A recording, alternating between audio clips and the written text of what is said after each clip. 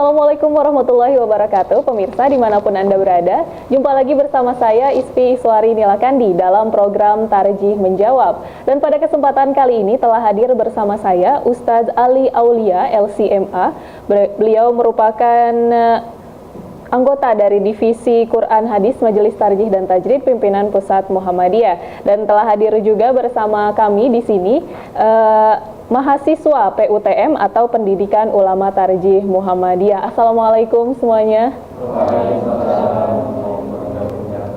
Oke, baik. Pembahasan kita kali ini, Ustadz, mengenai tarawih dan tadarus. Nah, mengingat kali ini merupakan bulan puasa ya, di mana tarawih itu merupakan suatu kewajiban yang harus dilakukan pada saat bulan puasa, seperti itu. Lalu, Ustadz, apa sebenarnya sholat tarawih itu? Ya, kita koreksi dulu ya. Yang pertama, sholat tarawih merupakan perbuatan yang disunahkan. Oh iya, sunnah. Disunahkan. Pertama, Assalamualaikum warahmatullahi wabarakatuh. Alhamdulillahirabbil alamin.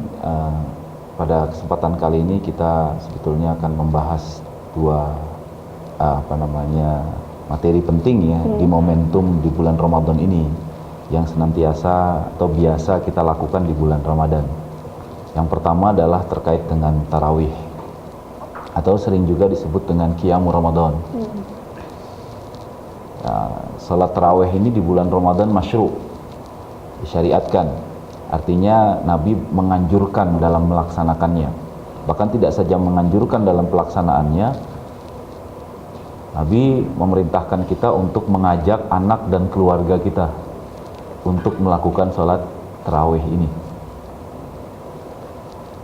Dalam hadis dijelaskan sangat populer, an Abi Hurairah radhiyallahu anhu anna Rasul sallallahu alaihi wasallam qala man qama ramadana imanan wa ihtisaban ghufira lahu ma taqaddama min dambi. Jelas di sini dari Abu Hurairah diriwayatkan bahwa Rasul sallallahu alaihi wasallam bersabda, barang siapa melakukan qiyam Ramadan, yang tentu di sini dimaksudkan adalah tarawih juga, atas dasar keimanan dan harapan pahala dari Allah, maka akan diampuni dosa-dosanya yang telah lalu.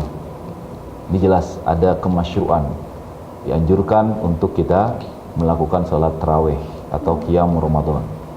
Atau bahkan sebagaimana tadi juga saya katakan, dianjurkan juga untuk kita mengajak anak kita, istri kita untuk kita benar-benar melakukan salat tarawih. Di sini ada sebuah hadis dari yang diriwayatkan dari Abi Dzar, an Abi Dzarrin qala sumna ma'a Rasulillah sallallahu alaihi wasallam Ramadana. Kemudian hadisnya cukup panjang. Di penghujung hadis ini, falamma kanatit tsalitsatu jama'a ahlahu wa nisa'ahu wan nasa faqama bina hatta khashina ayyafutana al-falah. Dari sini jelas dari Abu Dzar diriwayatkan bahwa ia berkata, kami berpuasa pada suatu Ramadan bersama Rasulullah. Dalam sebuah hadis yang panjang di penghujung itu dijelaskan pada sisa 3 hari di bulan Ramadan beliau mengumpulkan keluarga, istri dan masyarakat, lalu kemudian sholat Qiyamul Ramadan bersama hingga kami merasa khawatir untuk ketinggalan sahur. Bahkan artinya di sini berbondong-bondong untuk melaksanakan tarawih, Qiyamul Ramadan. Nah, luar biasa. Maka dari sini juga sholat tarawih itu afdal atau lebih afdal dikerjakan berjamaah. Artinya berjamaah di masjid misalnya.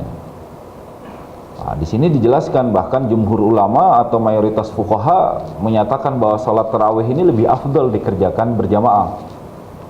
Walaupun boleh juga dikerjakan secara munfarid atau sendiri, tapi lebih afdal dikerjakan berjamaah.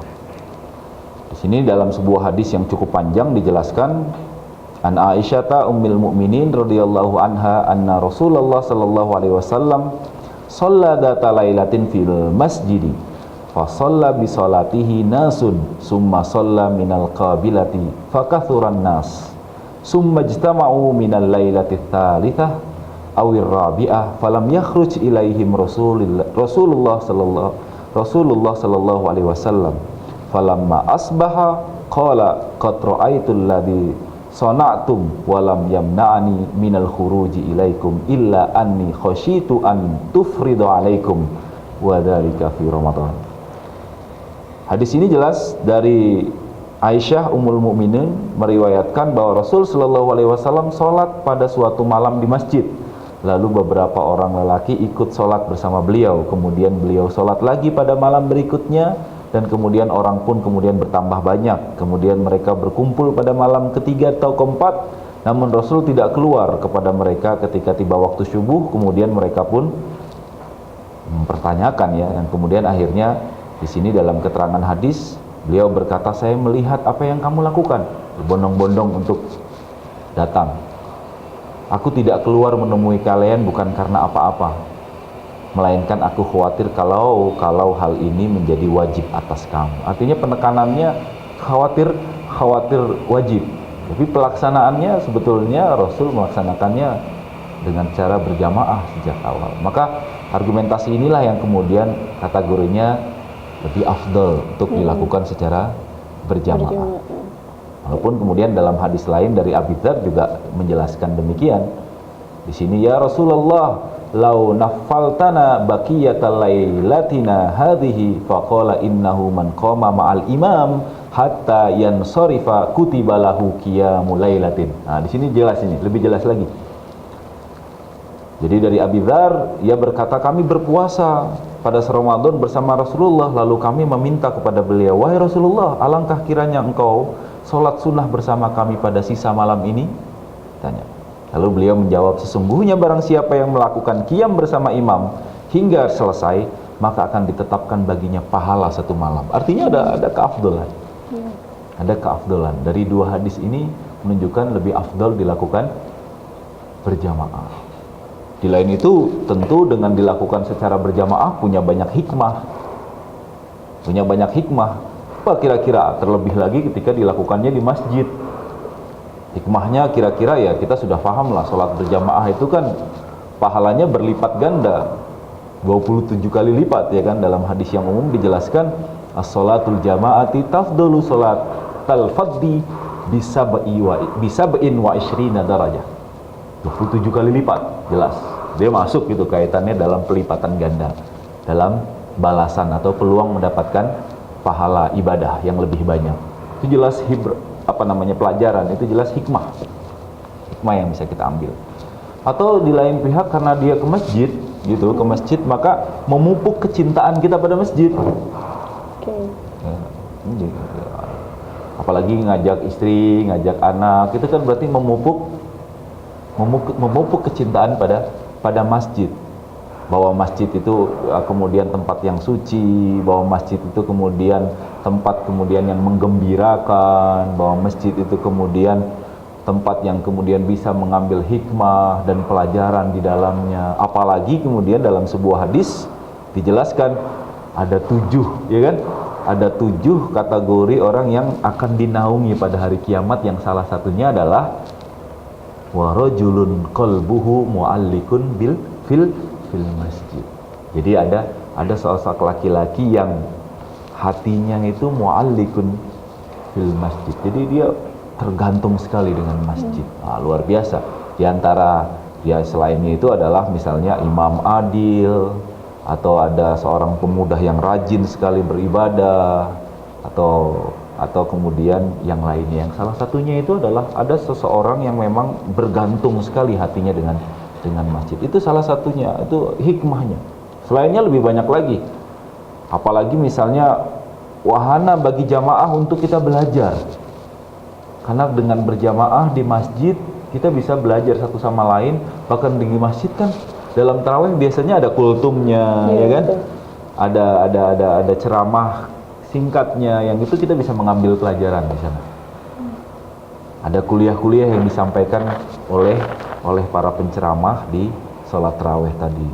Di lain pihak lebih semarak membangun syiar bahwa masjid itu ramai, bahwa masjid itu kemudian menjadi ya syiarnya luar biasa lah. Bulan yang penuh keberkahan. Dengan hadirnya orang-orang ke masjid, maka kemudian akan membangkitkan ringan semua kebaikan-kebaikan yang ada. Di lain pihak, terpenting lagi yang biasanya nggak ketemu, ya kan? Jadi ketemu, ada silaturahim. Bawa anaknya lagi, anaknya udah besar ya ternyata. Kok anaknya A, B, C dan lain sebagainya. Ada silaturahim, memupuk kebersamaan yang satu sama lain, sesama muslim saling menanyakan satu sama lain tentang kabarnya, dinamika kehidupannya, atau bahkan mungkin ketika dia punya kesulitan akan bisa memberikan alternatif solusi ketika dia bersama-sama di masjid. Nah, itu gambaran singkat tentang sholat tarawih. Iya. Lalu sholat tarawih tadi dikatakan adalah sholat sunnah yang dilakukan ya, dan dianjurkan untuk berjamaah seperti itu, diafdolkan. Lalu tadi dalam sholat tarawih ada ceramah ya Pak, seperti itu. Apa ceramah itu wajib ada di setiap sholat tarawih atau tidak? Tidak. Tidak sih, memang tidak menjadi sebuah kewajiban atau tidak ada tentunya kemudian ada ceramah. Tapi momentum itu kan bisa dijadikan momentum bahwa dia berkumpul, karena di bulan Ramadan itu kan bulan yang orang sangat ringan sekali mendapat menjalankan sebuah kebaikan. Karena janji-janji yang luar biasa di bulan penuh berkah, bulan penuh rahmat, bulan yang dilimpahkan atau dibukanya pintu kebaikan dan lain sebagainya. Maka di momentum tadi itu orang yang punya semangat tinggi itu terhadap ibadah, maka ketika itu ada sedikit muatan-muatan untuk meningkatkan kualitas diri dari aspek keilmuan, pemahaman keagamaan, itu sangat baik.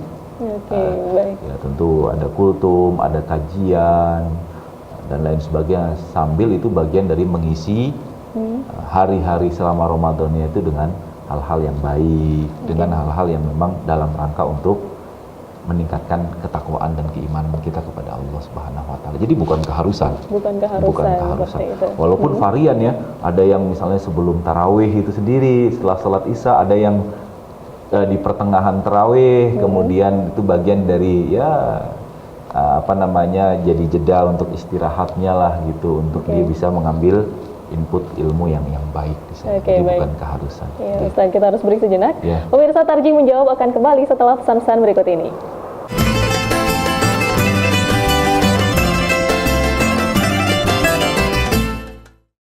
Madrasah Mu'alimat Muhammadiyah Yogyakarta, institusi pendidikan Muhammadiyah tingkat menengah yang unggul dan pencetak kader ulama, pemimpin, serta pendidik sebagai pembawa misi gerakan Muhammadiyah, yakni terwujudnya masyarakat Islam yang sebenar-benarnya. Mari bergabung bersama kami, bersama Madrasah Mu'alimat Muhammadiyah Yogyakarta, untuk menjadi calon pendidik dan pemimpin putri Islam.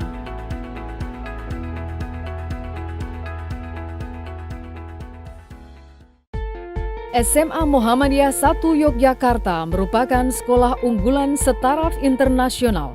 Sekolah yang mempunyai giroh sebagai sekolah kader Muhammadiyah dan bangsa ini melibatkan peserta didik untuk berprestasi dan berwawasan dalam kerjasama school partner internasional dari 5 negara, yaitu Korea, Malaysia, Belanda, Filipina, dan Thailand. Dengan menggunakan kurikulum 2013 dan kurikulum ISMUBA, Islam Muhammadiyah dan Bahasa Arab, SMA Muhammadiyah 1 Yogyakarta pencetak siswa berprestasi, berkepribadian Islami, dan lulusan bertaraf internasional. Universitas Muhammadiyah Yogyakarta, muda mendunia.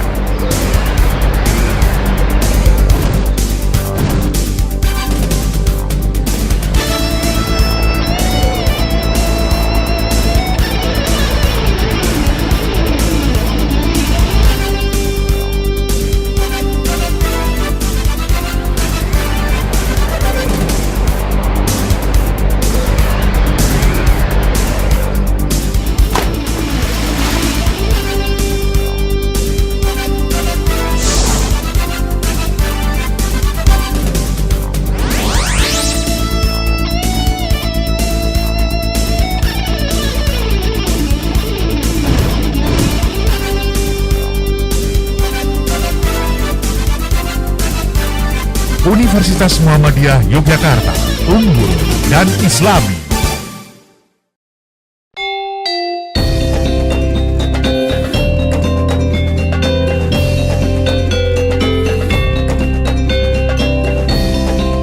Universitas Ahmad Dahlan, internationally recognized university.